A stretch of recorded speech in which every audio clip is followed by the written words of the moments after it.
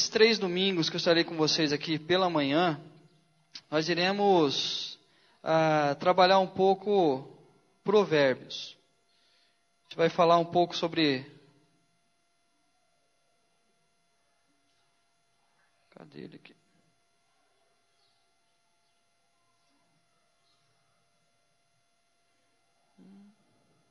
Aqui. A gente vai trabalhar um pouco o livro de Provérbios em relação à maturidade. A gente alcançar a maturidade na nossa vida. Então, a gente não vai trabalhar em sequência os capítulos, mas quando trabalharmos, vamos trabalhar um capítulo específico. Então, nós não vamos ficar passeando pelo livro todo. Mas o que a gente vai fazer primeiro é pedir para o pessoal da projeção. Pessoal da projeção, trocar os... que nós iremos falar ao longo esses 3 dias, 3 domingos, é um pouco sobre a questão do que o Provérbios diz, o que ele vem nos falar. Então, o Provérbios, se você quiser, faz uma série de estudos, pegando versículo por versículo.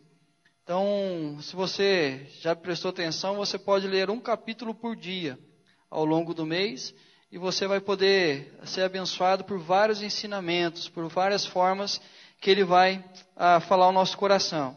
Mas é interessante alguns contrastes que o livro de Provérbios traz ao longo dele.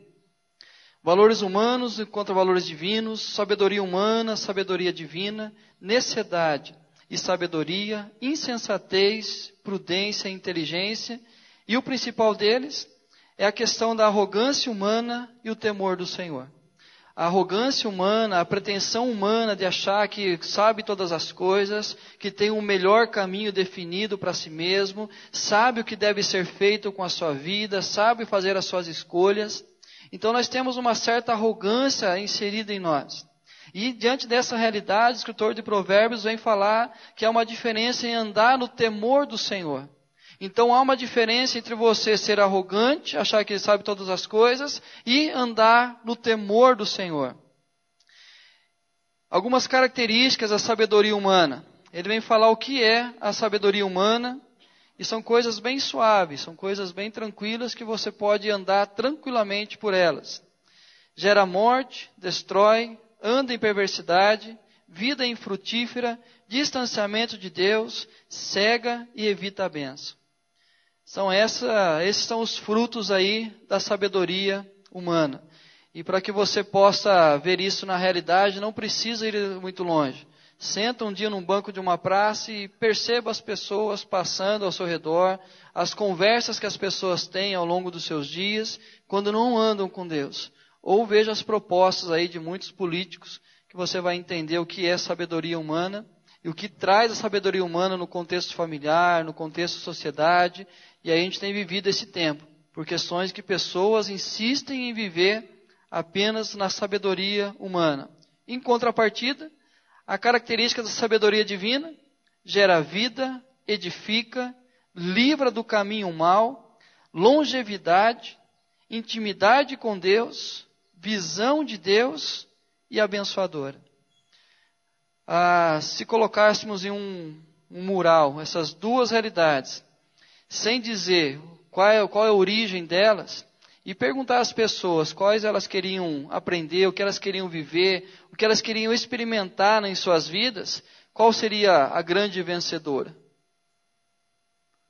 Óbvio que todo mundo ia escolher vida, edificar, livrar do caminho mau, longevidade, visão de Deus e abençoadora. Então as pessoas obviamente iriam optar por isso. Mas é interessante que é atrás disso que as pessoas estão correndo. É atrás disso que o ser humano anseia. É isso que todos nós queremos conquistar. Mas o grande problema é que nós achamos muitas vezes que sabemos qual é o caminho para que essas coisas sejam alcançadas, para que se tornem realidades na nossa vida. O tema central do livro é exatamente isso. O temor do Senhor é o princípio da sabedoria. Temer ao Senhor é o princípio. Se não há temor do Senhor, não haverá a sabedoria. Mas o que me chama a atenção é quando a gente olha o que é viver no temor do Senhor. O que é andar no temor do Senhor? Porque as pessoas têm um certo receio, um certo medo de Deus. Então, quantas vezes alguém que já tem experiência, que ainda não caminhava com Cristo, e qualquer coisa ligada à religião, se era zombado, se era criticado alguma coisa, gerava um certo receio, uma dor no nosso coração. Bastava, por exemplo, alguém derrubar uma Bíblia perto de nós. Que isso é Bíblia? Não faz isso não. E aí então nós tínhamos um certo receio, porque nós temos um temor de Deus. E o mundo tem esse medo de Deus. Mas, queridos, o temor do Senhor é interessante. O que ele vem falar isso? O temor do Senhor, duas realidades, ele vai dizer. Primeiro, tem uma proposta. Confia ao Senhor os teus bens. E ao longo dele não é apenas o meu bem material, mas é tudo aquilo que eu possuo. É a minha vida, é a minha família, é os meus negócios, é os meus relacionamentos. Todas as áreas da minha vida eu preciso confiar ao Senhor, entregar diante dele. E também ele traz uma promessa: os teus desígnios serão estabelecidos. É a certeza que aquilo que nós estamos projetando diante de Deus, nós iremos realizar. Ou seja, quando nós vivemos debaixo do temor do Senhor, confiando a Ele, a nossa vida, a nossa família, os nossos afazeres, a certeza que se nós pudéssemos olhar a nossa vida como uma longa estrada, nós iremos chegar exatamente aonde Deus quer que venhamos chegar.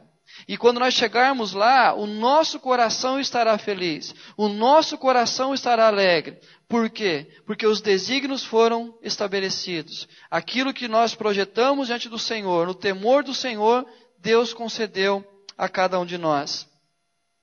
E aí, o que nós aprendemos ao longo do livro de Provérbios? Primeiro, fomos feitos sonhadores.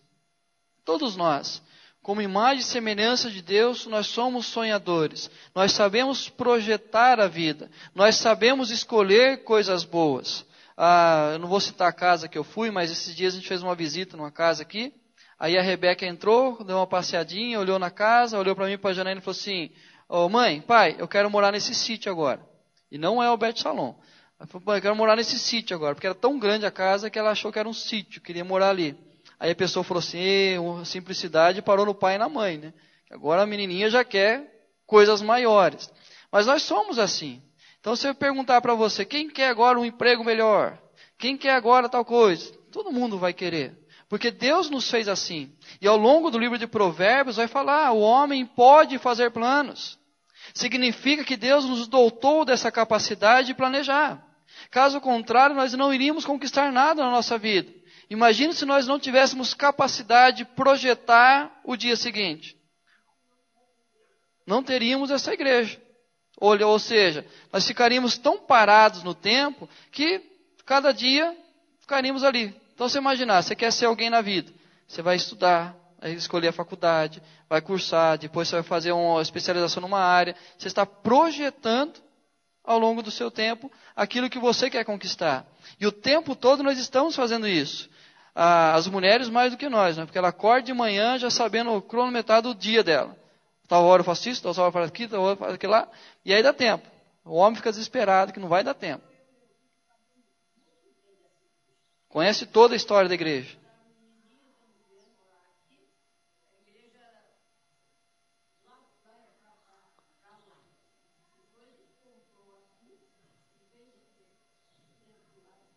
Agora imagina se o pastor daquele tempo lá, não, aqui eu não arredo o pé. Vamos ficar aqui, não vamos construir nada. Então, ele teve visão, vamos sair daqui, vamos aumentar o templo, vamos lá outro lugar. E a igreja foi crescendo. E assim acontece. Então, hoje a nossa igreja tem congregações nos bairros, tem ajudado missionários em outro lugar do mundo. Por quê? Planejamento, projetar a vida. Mas nós podemos nos enganar. Aí que é o grande mal. Então, o projetar, nós somos dotados dessa capacidade, mas podemos nos enganar com as aparências ou as intenções.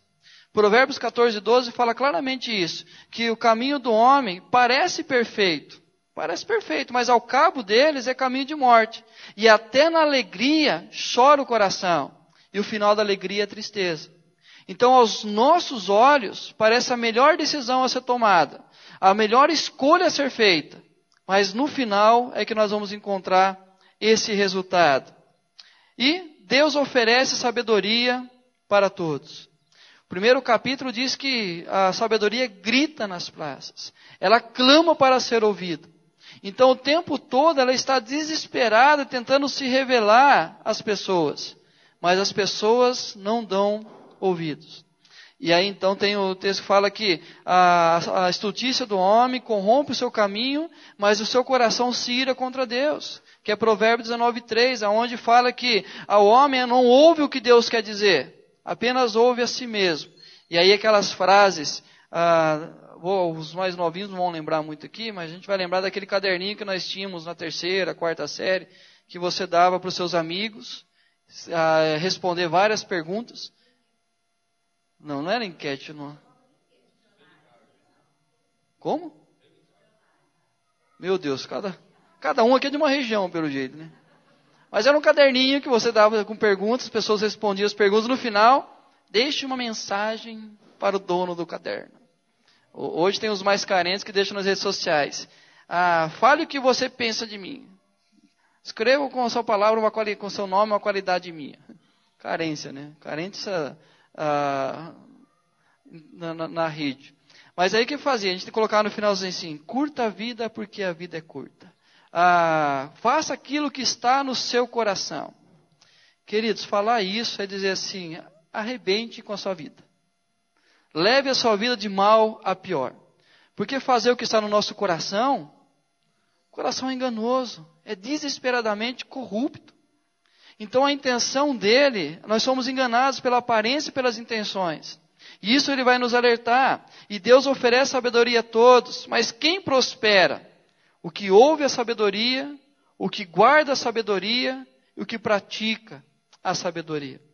É interessante que quando você lê Provérbios, obviamente tem a figura do pai conversando com o filho. Parece que é um cair da tarde debaixo de uma árvore, onde o pai começa a dar alguns conselhos ao seu filho.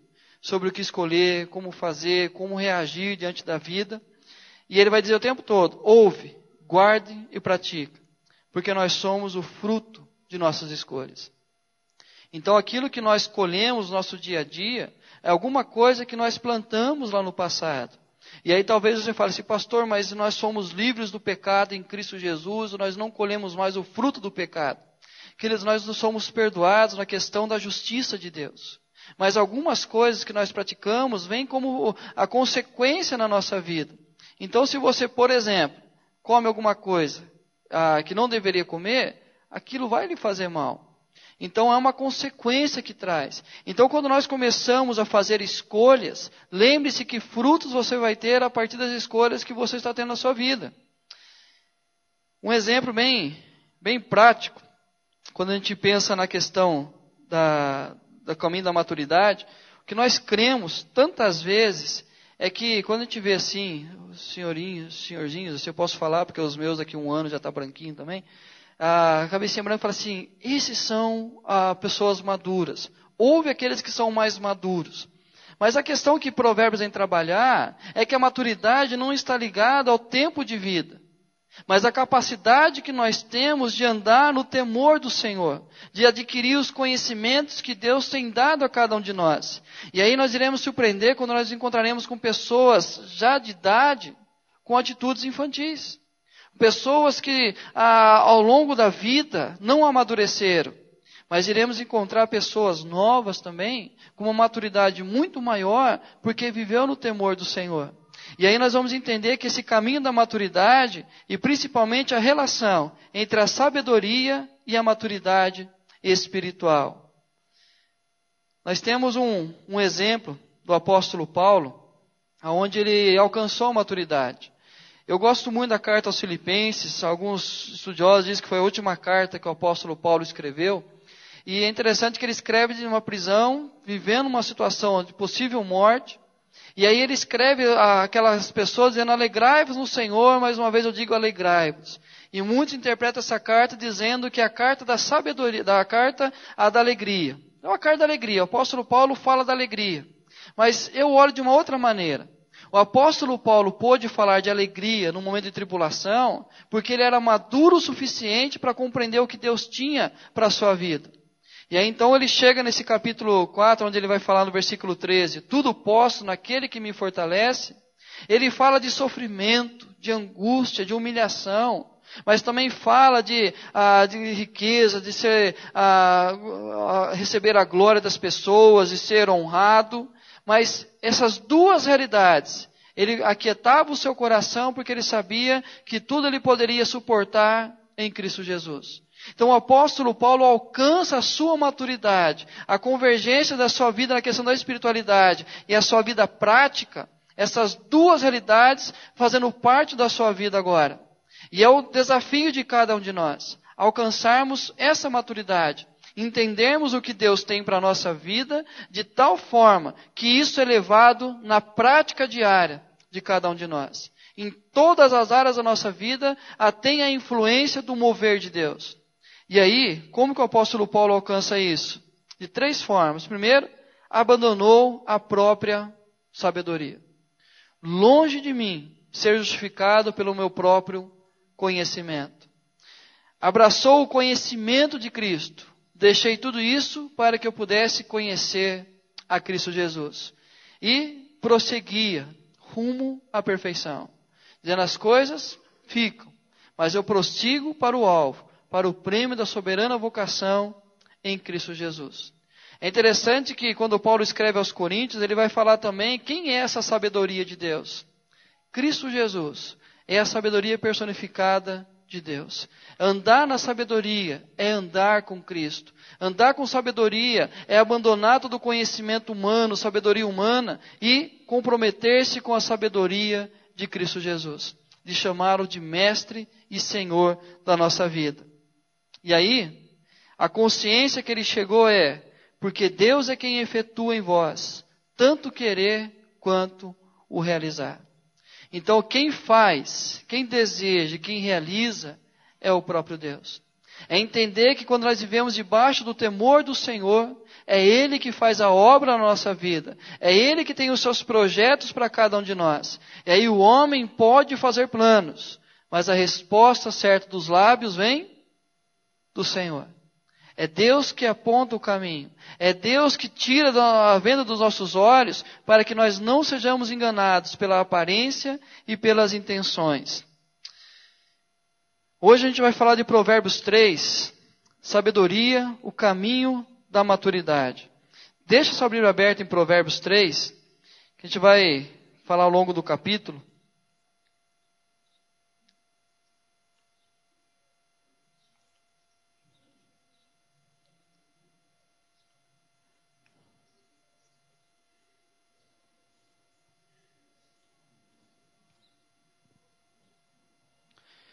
Vamos ler até o versículo 10, do capítulo 3 de Provérbios. Mas mantenha sua Bíblia aberta. Filho meu, não te esqueças dos meus ensinos, e o teu coração guarde os meus mandamentos, porque eles aumentarão os teus dias, e te acrescentarão anos de vida e paz. Não te desampare a benignidade e a fidelidade. Ata-as ao teu pescoço, escreve-as na tábua do teu coração, e acharás graça e boa compreensão diante de Deus e dos homens. Confia no Senhor de todo o teu coração, e não te estribes no teu próprio entendimento. Reconhece-o em todos os teus caminhos, e ele endireitará as tuas veredas. Não seja sábio aos teus próprios olhos. Teme ao Senhor, e aparta-te do mal. Será isso saúde para o teu corpo, e refrigério para os teus ossos. Honra ao Senhor com os teus bens e com as primícias de toda a tua renda, e se encherão fartamente os teus celeiros, e transbordarão de vinho os teus lagares. Deixa aberta a sua Bíblia, a gente vai trabalhar ao longo desse capítulo aí de Provérbios. A relação entre a sabedoria e a maturidade.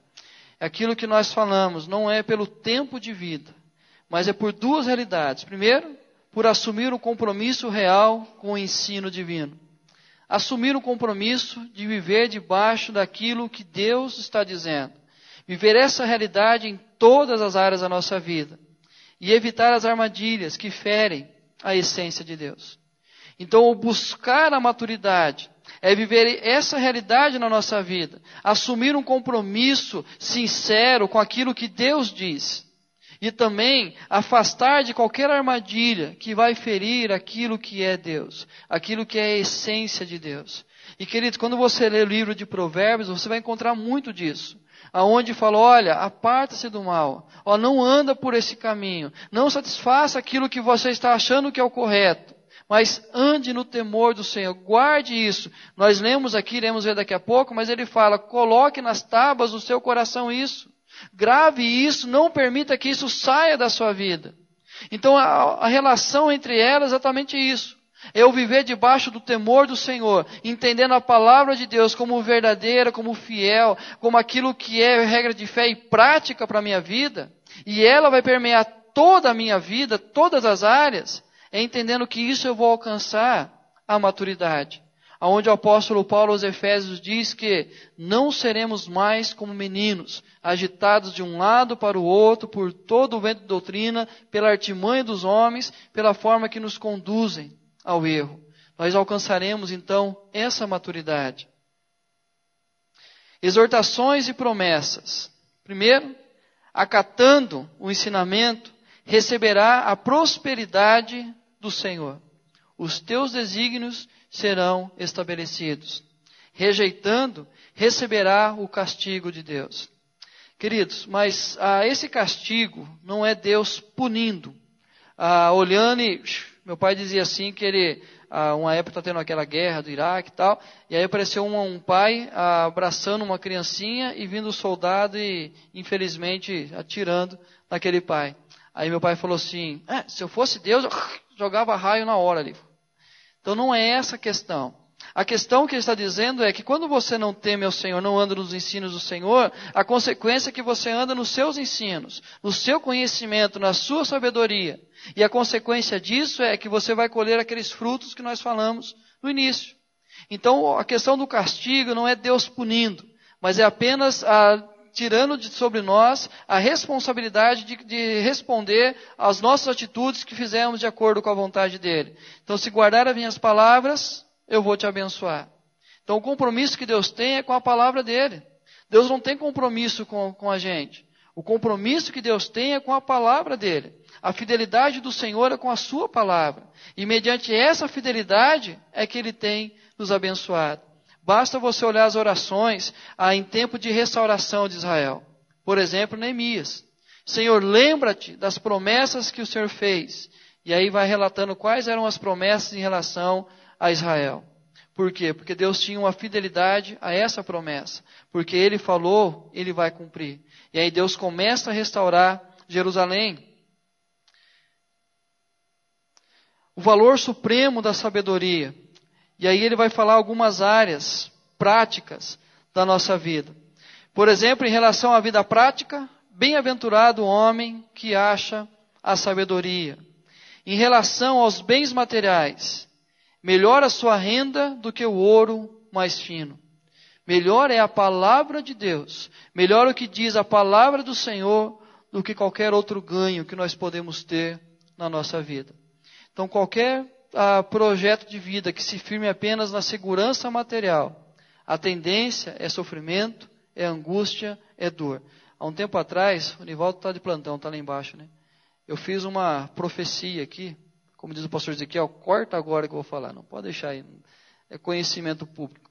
Eu falei assim, o Eike Batista está falindo, ele vai cair. Aí o Nivaldo, ele estava assistindo em Pirassununga, ele mandou uma mensagem. Pastor, leia mais os jornais, veja as reportagens, é um erro que estão dizendo. Ele não é o homem mais pobre que tem agora. Qual que é a manchete da semana? Eu não temo cair para a classe média. Ou seja, toda a segurança, a estabilidade financeira, um momento, pode acabar. Uma escolha errada, um investimento incerto, tudo aquilo que nós tínhamos vai por água abaixo. E aí nós entendemos que a sabedoria de Deus, ela não vai ser tirada.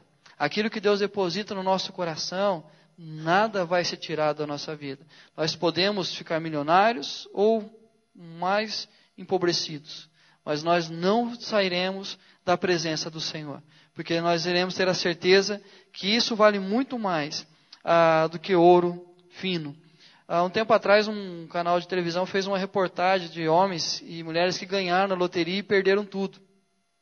Gastaram tudo.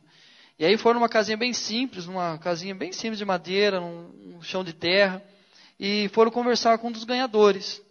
E aí perguntou se ele desejaria ganhar novamente. A resposta dele falou assim: não, hoje o tesouro que eu tenho, o ladrão não rouba e a traça não corrói. Eu não quero mais esse tipo de riqueza. Conheceu a Cristo Jesus. Então a resposta foi: eu sei que todo esse dinheiro pode trazer um certo período de satisfação, de prazer, mas se tirar, acabou a alegria. Tem uma revista Forbes essa semana, falou de um homem que a riqueza dele, se ele depositar tudo no dinheiro, por mês, 160 milhões de reais só de juros. Aí a pergunta foi: por que ele continua trabalhando? Ou seja, aí a gente fala: não, satisfação de trabalhar, trabalha voluntariamente, mas quer gerar mais dinheiro. Mas não vai encontrar o vazio do seu coração, a não ser na palavra de Deus. Em relação à criação, o Senhor, pela sabedoria, formou a terra. Todas as coisas foram feitas por meio da sua palavra. Em relação às bênçãos recebidas, o valor da vida, ele vai dizer: vida para a sua alma e adorno. Em relação à segurança, vai andar no seu caminho com segurança. A gente vai ver outro texto que vai falar exatamente sobre isso. E paz, quando se deitar, seu sono será doce. Olha aqui. Essa aqui todo mundo... Amém. Não gostou dessa terceira parte, né? Se deitar, seu sono será doce. Repousar tranquilamente, sem peso, sem traumas, sem feridas não trabalhadas, apenas deitar e repousar seguro. Já falei uma vez, né, que eu trabalhava em Paulínia, e aí à tarde a gente foi almoçar numa casa, aí a pessoa disse: seminarista, dá uma cochiladinha ali, né? É bom quando é seminarista, pode cochilar um pouquinho. Aí ela deitei, aí só escutei uma senhorinha, ela abriu a cortininha assim, escutei ela falar assim: olha como dorme gostoso, que ele não tem pecado. Eu não falei que escutei, porque ela sabia que eu estava acordado e ia saber que eu era pecador, né? Mas a visão que eles têm da gente assim, né? Que isso aí não peca, né? Eu de vez em quando, gente, muito difícil, mas a gente de vez em quando peca. Eu sei que a maioria da pessoa já pecou, pastor Paulo falar. Mas queridos, assumindo compromissos de coração. É interessante que ele, ao longo do texto, ele vai falar de Provérbios, a questão desse compromisso no nosso coração. Ele vai falar, por exemplo, guarda o teu coração. O texto que nós lemos aí, ele vai falar sobre a questão do coração, como tábuas do seu coração. Então, do coração procede a vida. Então, assumir esse compromisso de coração é entender que nós iremos assumir um compromisso de verdade. Esses dias eu falei para a Rebeca: Rebeca, eu amo você do fundo do meu coração. Ela voltou: pai, o que é fundo do meu coração? Então, assim, a gente tem esse compromisso de se entregar totalmente mesmo, de colocar o nosso coração aonde está o nosso tesouro, que é a palavra do Senhor. E ele vem falar de alguns compromissos. Primeiro, obediência à lei de Deus. Olha o que diz o versículo 2 e o versículo 3.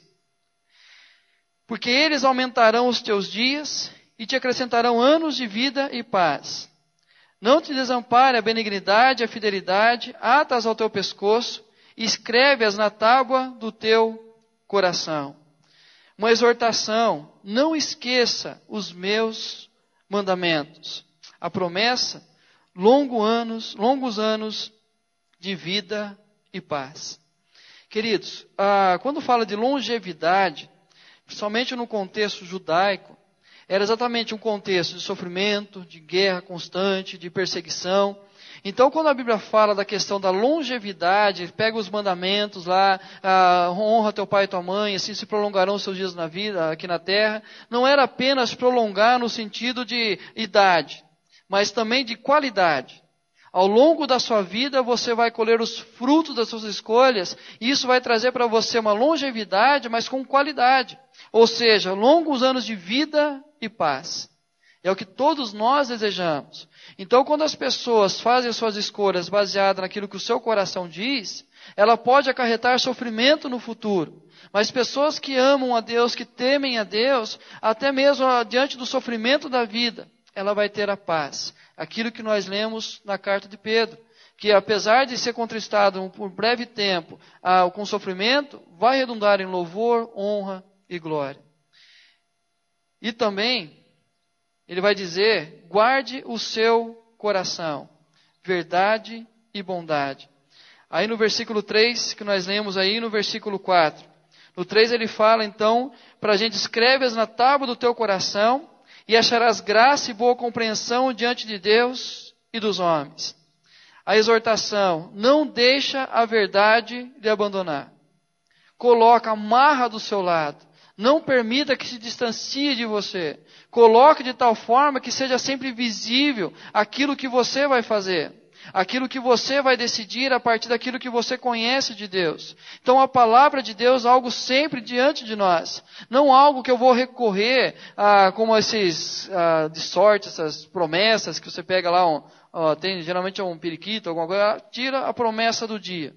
Não é isso. Mas é você procurar na palavra de Deus um conhecimento para que quando você enfrentar a realidade da vida, ela esteja com você. E de forma rápida, Deus, então, através do seu Santo Espírito, revelar a nós a decisão que deve ser tomada, porque a palavra de Deus está guardada no nosso coração. É isso que ele fala em João, que a unção do Espírito está sobre nós e não há necessidade de alguém nos ensine, porque a própria unção vai nos ensinar. E qual que é o papel do Espírito? Trazer à memória, trazer à mente aquilo que nós estamos ouvindo da palavra de Deus. E aquilo que você experimenta, por exemplo, quando vai falar de Deus com alguém.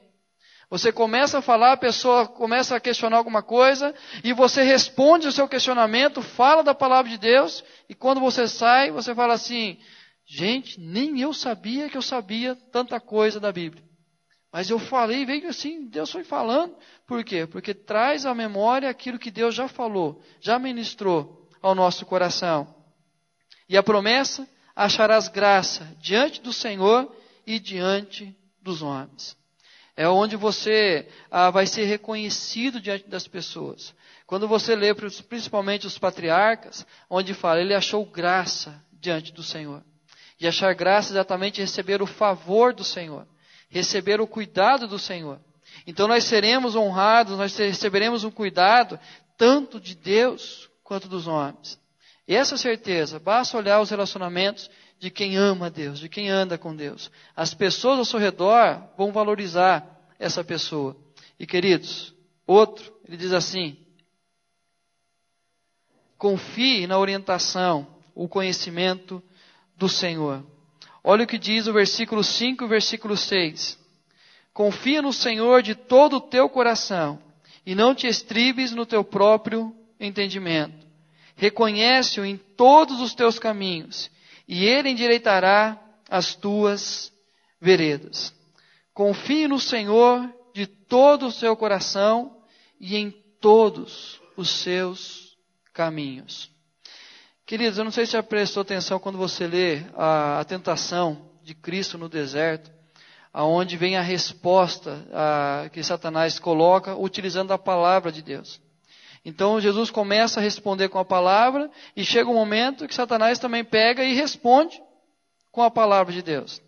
Mas quando ele cita Salmo 91, 11, ele corta a metade do versículo.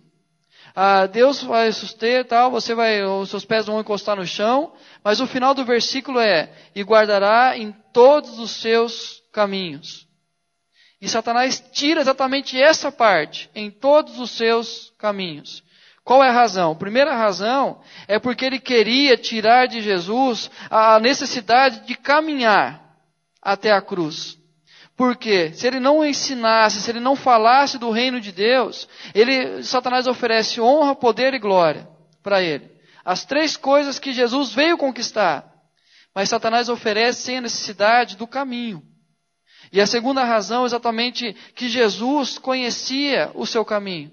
Sabia a necessidade da cruz. Porque Israel, ao longo da sua história, Deus vem restaurando, vem reconstruindo, mas Israel erra de novo. Por quê? Porque ainda tinha o peso do pecado.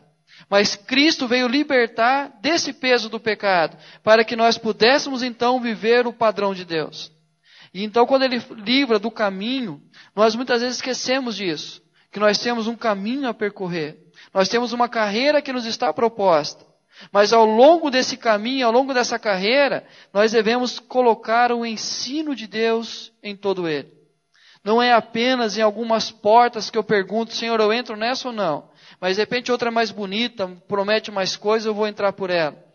Toda a minha vida, todo o meu caminho, eu preciso, então, como ele diz aqui, em todo o seu caminho que você possa levar. Reconhece-o em todos os teus caminhos. Reconhece a autoridade da palavra. Reconhece o ensino de Deus em todo o seu caminho. A promessa, Ele endireitará as tuas veredas. É a certeza que você vai caminhar de uma forma reta, de uma forma contínua, sem tropeços, sem desviar, e vai alcançar o caminho que você tem para alcançar. E temor do Senhor em nosso coração. Versículo 7, versículo 8. Não seja sábio aos teus próprios olhos. Teme ao Senhor e aparta-te do mal. Será isso saúde para o teu corpo e refrigério para os teus ossos. Queridos, a exortação: tema ao Senhor e afasta-se do mal. Não seja sábio aos seus próprios olhos. Não ache que você conhece o suficiente da vida a ponto de tomar uma decisão sem procurar a presença de Deus. E aí então a exortação: tema ao Senhor e afaste-se de todo o mal. A promessa: longos anos de vida e paz. Como ele diz aí no versículo 8. Será isso saúde para o teu corpo e refrigério para os teus ossos. Queridos, saúde para o nosso corpo. É a certeza que ao longo da nossa vida nós iremos nos livrar de todo o mal. E assim então nós iremos colher isso no nosso próprio corpo e consequentemente toda a nossa vida. Mais 2 compromissos com o coração.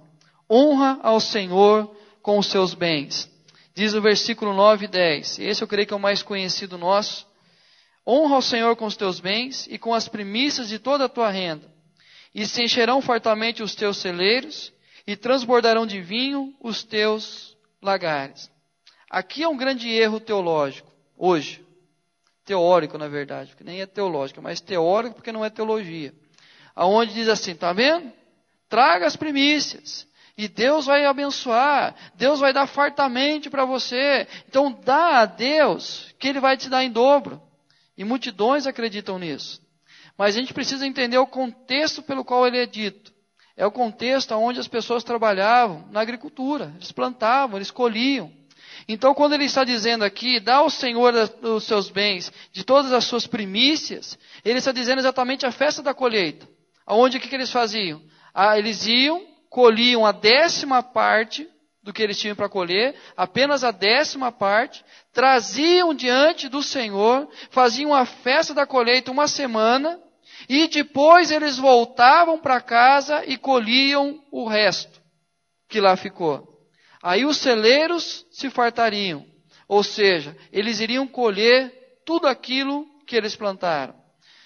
Quem trabalha com lavoura sabe o que é uma semana, longe da plantação. Longe de atender se não está chegando uma praga, se não vai chover, se não vai vir uma geada, o que pode acontecer? A confiança era essa. Você pegar a 10ª parte, colocar diante do Senhor e voltar a colher a sua parte. Então, quando a gente pensa na questão dos nossos dízimos, é entender isso. Que eu não estou dando aquilo que me sobra, mas eu estou entregando porque eu tenho a certeza que os meus celeiros fartarão, porque Deus já está guardando a minha plantação. Ele está guardando de tal forma que eu sei que eu vou colher os frutos do meu trabalho. E aí então eu entrego o dízimo ao Senhor, na certeza que Deus vai cuidar daquilo que Ele já tem dado para mim. E aí, exortação: honra ao Senhor com a sua riqueza. Honra ao Senhor com a sua riqueza. Lá em Ponta Grossa, foi acho que no meio do ano a formatura de um menino lá, em medicina. E o pai dele contava para a gente que todos os amigos, colegas médicos, zombavam dele pelo fato de ele ser dizimista. Você é dizimista, como assim? Dá dinheiro para pastor, dá dinheiro para a igreja, você não faz isso com a sua vida. E aí quando os dois filhos dele fizeram o vestibular, o filho passou em medicina, numa faculdade federal, e a filha em direito. Aí ele voltou, encontrou os amigos falaram, os filhos também passaram, mas todos em faculdade particular. Aí vieram falar, como você conseguiu? Aí ele só falou assim, zomba agora do meu dízimo, né? Zomba agora, agora o que eu estou entregando diante do Senhor, reconhecendo a bondade dele, vocês vão pagar aí para as faculdades. Obviamente, apenas ilustrando aquela situação onde eles zombavam e Deus cuidou da sua vida, Deus cuidava dos seus bens. Então, entender que Deus cuida da gente. Deus, ele sustenta a nossa vida. O pão nosso, ele tem dado todos os dias. Mas eu preciso reconhecer que é Deus quem me dá o pão todos os dias. E esses dias eu falei aqui que cerca de 35 mil pessoas estão envolvidas com o seu pão do dia a dia. E aí o dia que eu vi essa frase, achei um exagero, mas comecei a tentar trazer à memória onde começa todo o processo de um pão, desde a terra, o preparo da terra, o plantar semente, o cuidar, o colher, o preparar, o vender, o fazer a farinha, tudo. Envolve 35 mil pessoas pelo menos. E Deus cuidando de todas elas, para que um pãozinho chegue à nossa mesa. A promessa? Então teus celeiros serão preenchidos e repletos. Assumir um compromisso, receber com amor a disciplina. Olha o que diz o versículo 11 e 12. Filho meu, não rejeites a disciplina do Senhor, nem te enfades da sua repreensão, porque o Senhor repreende a quem ama, e assim como o pai, ao filho a quem quer bem. Receba com amor a disciplina, a exortação, não deteste a disciplina do Senhor. Entenda que é uma forma que Deus está demonstrando amor. Porque a promessa é, o Senhor repreende quem Ele ama. Então, às vezes você vem na igreja, o pastor ele é um pouco pesado na sua palavra. Não gostei do seu irmão hoje. Querido, sai aqui alegre, feliz. Porque é Deus olhando para você e falando assim, eu te amo. Então, por favor, siga no outro caminho. Tome outra decisão. Faça outra escolha na sua vida. Eu não quero que você venha escolher caminhos que vão levar à tristeza. Mas a exortação do Senhor. A disciplina é necessária. E isso, gente, a gente não entende num momento. Esses dias a Rebeca comendo um chocolatinho, eu falei, Rebeca, não como tudo agora, deixa para amanhã, senão amanhã não tem. Aí quando eu saí, eu falei, meu Deus, quantas vezes eu ouvi isso da minha mãe. E a gente acaba passando. Então na hora não era uma boa palavra para a gente. Mas hoje eu entendo que é o melhor. Então o que Deus está disciplinando talvez machuca na hora. Mas lembre-se que reconstruir um vaso não é tão simples assim. Deus ele faz por amor. Práticas que não devem ser negligenciadas. Primeira delas, não temas o inesperado. Hoje o que as pessoas andam mais ansiosas é pela incerteza do seu dia a dia. Versículo 25 e 26. Não temas o pavor repentino, nem a arremetida dos perversos, quando vier. Porque o Senhor será a tua segurança e guardará os teus pés de serem presos. Queridos, não temos o inesperado. Não ande ansioso quanto ao dia de amanhã. Basta cada dia o seu próprio mal. Mas lembre-se que Deus está guardando a nossa vida. Então quem ama o Senhor, quem conhece o Senhor, quem anda nos ensinamentos do Senhor, ele não vai temer o inesperado. As incertezas nós temos sempre. Mas a certeza é que Deus vai guardar o tempo todo. Não negligencie fazer o bem ao outro conforme a nossa capacidade. Olha o que diz o versículo 27 e 28. Não te furtes a fazer o bem a quem de direito, e estando na tua mão o poder de fazê-lo. Não digas ao teu próximo, vai e volta amanhã, então te darei, se o tens agora contigo. Se nós temos condição de fazer o bem ao próximo, não espere. Não dê, amanhã eu faço. E queridos, eu tenho falado muito em velório, e velório é lugar de reflexão, e eu tenho refletido muito sobre isso. Porque assim, Eclesiastes 7 fala que é melhor a casa onde há luto do que a casa onde há banquete. Porque onde há luto nós avaliamos o final das nossas vidas e começamos a pensar um pouco mais sobre a nossa realidade. E aí então uma das coisas que eu tenho falado bastante é não deixe de dar um abraço, não deixe de conversar com pessoas, não deixe de perdoar ou pedir perdão. Não faça isso. Porque quando a experiência de vários velórios que eu tenho feito, ao longo desses 10 anos de ministério, é que assim, quando alguém está muito desesperado e fala, eu quero ir com você, me jogar, é porque aquela pessoa não conviveu bem com aquele que partiu. Tinha alguma ferida que não foi tratada. E aí bate desespero porque sabe que não vai ter uma outra chance. E lembre-se, relacionamento, a chance sempre é dobrada. Porque o outro pode ir ou você. É sempre dobrada a chance de não se encontrar amanhã. Então não esqueça disso. Então, se pode fazer o bem, faça. E o que Pedro vai dizer para nós lá na carta é exatamente isso. Conforme o dom que cada um recebeu. Não perverter o direito do seu próximo. Versículo 29 e 30, ele diz assim: Não maquines o mal contra o teu próximo, pois habita junto de ti confiadamente. Jamais pleiteis com alguém sem razão, se não te houver feito mal. Não perverta o direito do seu próximo. Então, se ele não te fez nada, querido, não tire dele o seu direito.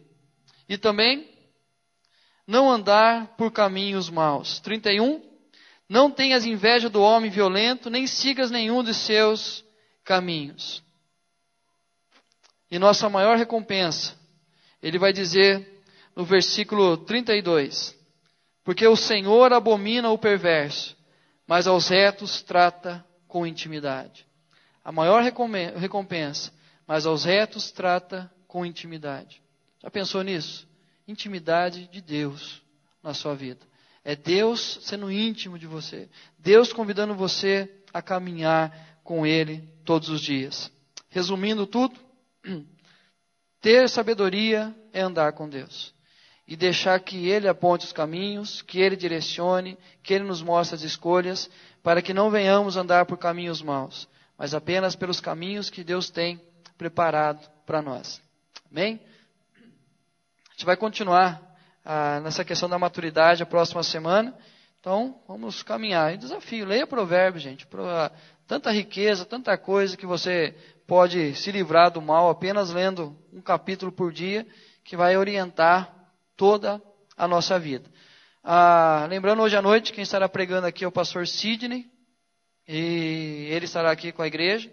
Então, a igreja venha hoje, o pastor Ezequiel está de férias, e eu, como já havia o planejamento, em setembro, todos os domingos eu estou lá no Igaçaba, nossa igreja de Igaçaba. Então, todos os domingos desse mês eu estou lá, por consequência disso que o pastor Sidney vem pregar hoje à noite aqui. Então, igreja, venha hoje à noite, traga um visitante e venha com o coração aberto. Vamos colocar em pé, vamos orar agradecendo a Deus, pedindo que Ele guarde essa palavra no nosso coração e nos oriente todos os dias acerca de como devemos andar e principalmente nos manter na presença dEle o tempo todo. Pai, obrigado, Senhor, pelo Teu cuidado, pela Tua misericórdia, pela Tua palavra que nos orienta, que nos aponta o caminho, que nos livra de todo o mal e que pode nos tornar sábios, Deus, para o caminho da salvação, ó Deus. Obrigado, Deus, porque o Senhor fala conosco. O Teu Santo Espírito revela a nós a Tua palavra o tempo todo, dando entendimento, iluminando a nossa mente, ó Deus. Nós queremos andar de acordo com a Tua vontade, debaixo da graça do Senhor. E assim, ó Deus, nos livrar de todo o caminho mau. Guarde a Tua palavra no nosso coração, ó Deus, e nos dê sempre o desejo de meditar nela dia e noite, para que não venhamos desviar nem para a direita nem para a esquerda, mas permanecer naquilo que o Senhor tem ensinado a cada um de nós, ó Deus. E que possamos alcançar essa maturidade, nessa caminhada com o Senhor, aprendendo cada vez mais a Tua palavra e fazendo com que ela venha permear toda a nossa vida, nossa família, nossas escolhas, decisões, em todo o tempo. A palavra do Senhor seja lâmpada para nossos pés e luz para o nosso caminho. Para a Tua honra e glória, em nome do Senhor Jesus. Amada igreja, ide em paz, e que a graça do nosso Senhor e Salvador Jesus Cristo, o amor do nosso Deus e Pai, a presença, o consolo, o poder do Espírito Santo de Deus, e esteja sobre nós, igreja do Senhor, desde agora e para todo sempre. Amém.